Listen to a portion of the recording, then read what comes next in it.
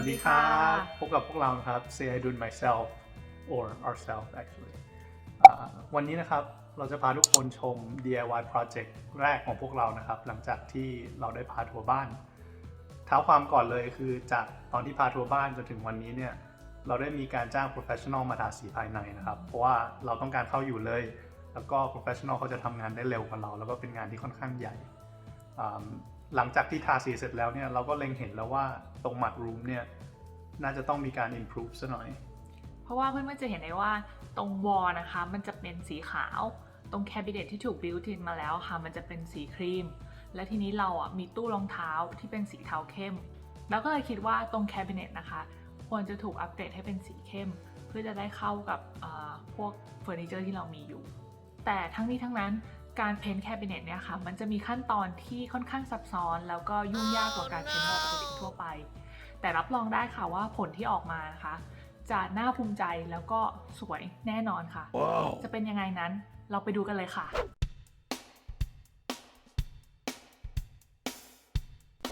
ตอนแรกนะครับเราก็จะถอดพวกชั้นพวกแคบิเนตออกก่อนนะครับเพื่อที่เราจะได้ไปทาสีแยกนะครับ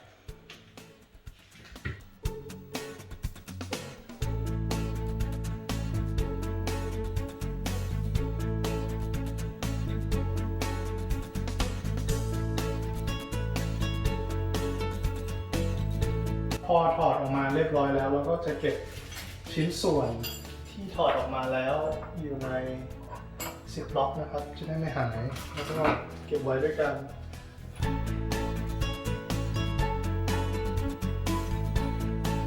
โอเคครับทุกคนขั้นตอนนี้ก็คือการเอากระดาษทรายนะครับมาแซนผิวของพวกแคบิเนตพวกนี้เพื่อที่จะให้สิ่งที่เกาะอยู่บนพื้นผิวเนี่ยที่สกปรกเนี่ยออกไปแล้วก็ทำให้เราทาสีติดได้ง่ายมากขึ้นนะครับตอนนี้เราใช้เครื่องแซนแต่ว่าถ้าไม่มีก็ใช้แซนเปเปอร์แล้วก็ใช้มือแทนก็ได้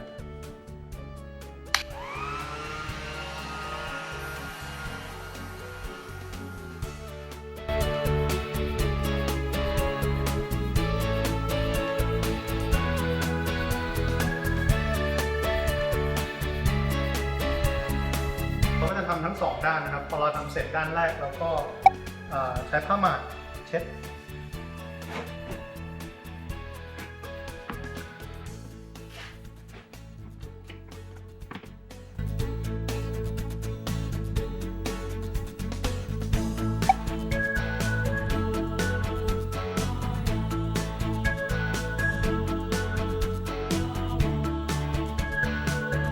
ส่วนข้างในที่ถอดออกไปไม่ได้แต่ว่าเป็นพื้นผิวที่เราจะทาสีเราก็ต้องใช้กระดาษทรายแซนตรงพื้นที่ข้างในเหมือนกัน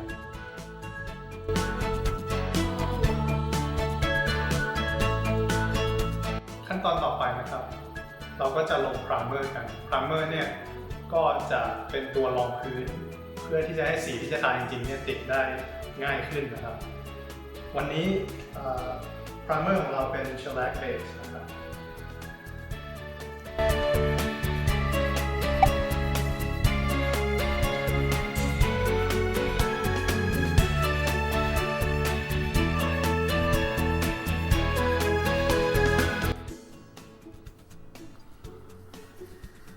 ตัวโรลเลอร์ตัวนี้ส่วนใหญ่แล้ววัสดุจะมีให้เลือก2แบบนะครับคือเป็นแบบโฟมแล้วก็เป็นแบบผ้าสำหรับพื้นผิวที่เรียบอย่างนี้เราแนะนำให้ใช้โฟมนะครับมันจะทำให้สีออกมาดีกว่าสำหรับส่วนที่เข้าถึงได้ยากเช่นตรงขอบนะครับเราก็จะใช้แปรงหรือว่าผู้กันทานะครับซึ่งความจริงแล้วโฟมแบบในรูปนะครับก็จะดีกว่าแต่ว่าพอดีเราไม่มีนะครับเราก็เลยใช้แปรงแบบนี้แทน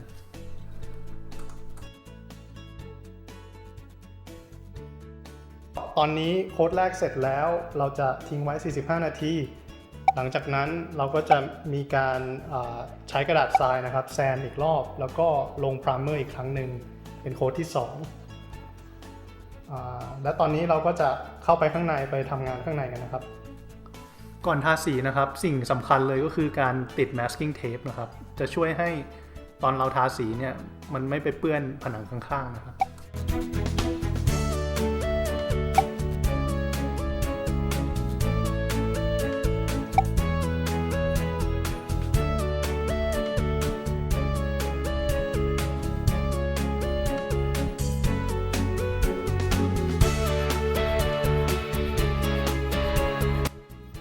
ครับถึงขั้นตอนสำคัญนะครับคือการทาสีแล้วสีตัวนี้จะเป็นสีเทานะครับเป็นยูเรเทนอัลคิดแล้วก็มันจะมีกลอสหลายระดับนะครับของเราเป็นแซตินนะครับขั้นตอนนี้จะให้ภรรยาผมเป็นคนทำนะ Here we go, sir. โอเคค่ะทุกคนรับไม้ต่อจากพี่บูมมาแล้วนะคะ ก็การทาสีนะคะก็ไม่ได้มีอะไรมากหลักๆก็คืออยากให้ทาไปทางเดียวกันตามลายไม้ค่ะ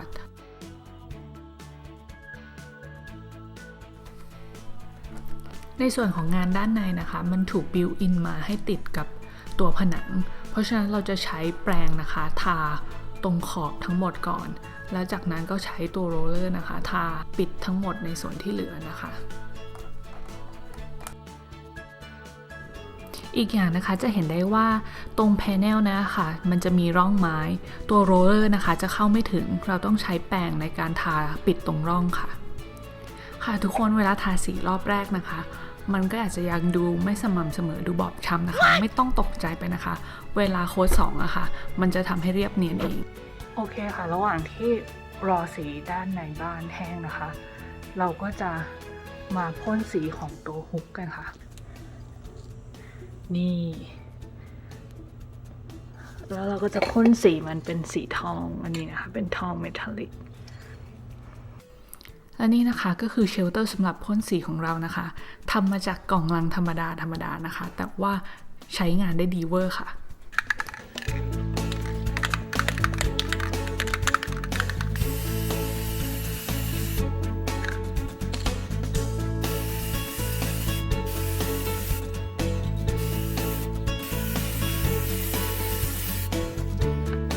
A few moments later หลังจาก4ชั่วโมงผ่านไปนะคะเราก็จะมาเริ่มทารอบที่2นะคะรอบสุดท้ายกันแต่ก่อนทาก็อย่าลืมขัดด้วยกระดาษทรายนะคะแต่รอบนี้เราจะใช้กระดาษทรายเบอร์400นะคะเบอร์ที่ละเอียดสูงกว่าแล้วก็ทำความสะอาดด้วยผ้าหมาดจากนั้นก็เริ่มทารอบ2กันได้เลยค่ะ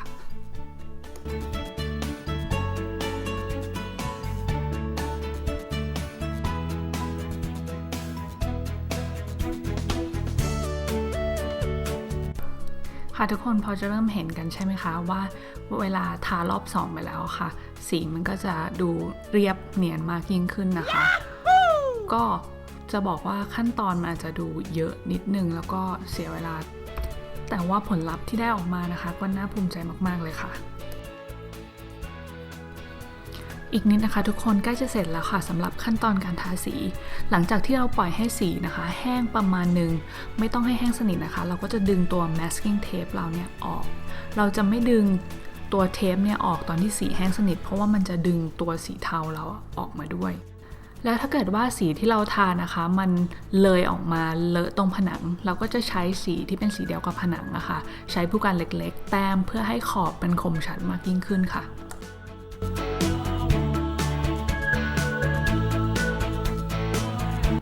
ขั้นตอนสุดท้ายแต่ไม่ท้ายที่สุดสำหรับการทาสีนะคะก็คือการประกอบพวกประตูแคบิเนตตะขอแล้วก็ชั้นนะคะกลับเข้าที่เดิมค่ะอันนี้นะคะพี่บูมเห็นแววไม่ค่อยดีนะคะไขไม่แน่นก็เลยมาช่วยไขค่ะ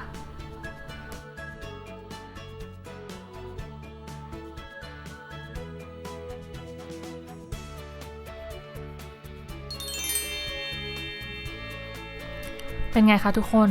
ส่วนตัวคิดว่ามันดีเลยค่ะแต่ว่าเรายังขาดตัวเบาะรองนั่งอยู่เลยอุปกรณ์แล้วก็ขั้นตอนในการทำเบาะรองนั่งนะคะก็คือง่ายมากๆสิ่งแรกที่เราต้องมีก็คือ High Density Foam นะคะขนาดความหนา2นิ้วแล้วก็ไม้อัดนะคะขนาดความหนา1/4 นิ้วค่ะอันนี้เราซื้อมาจาก Home Depot แล้วเขาก็ตัดให้เราฟรีค่ะดีมากๆเลยอย่างที่3นะคะก็เป็นวัสดุหุ้มเบาะของเราจะเลือกใช้เป็น PU Leather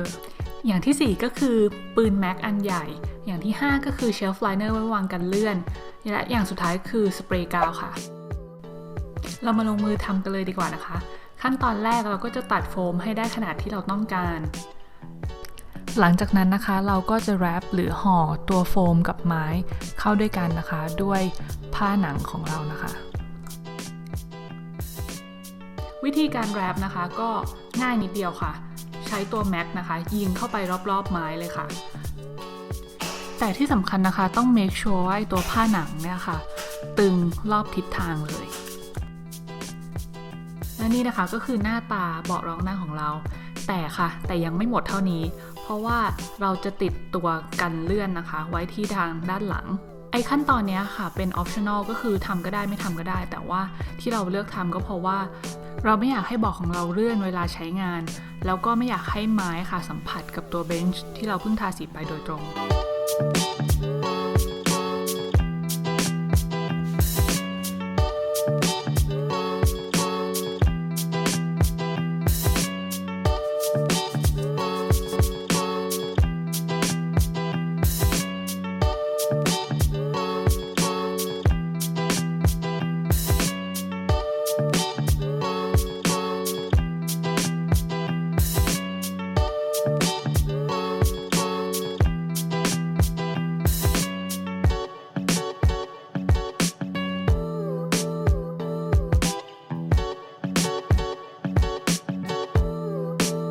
โอเคครับทุกคนโปรเจกต์นี้ก็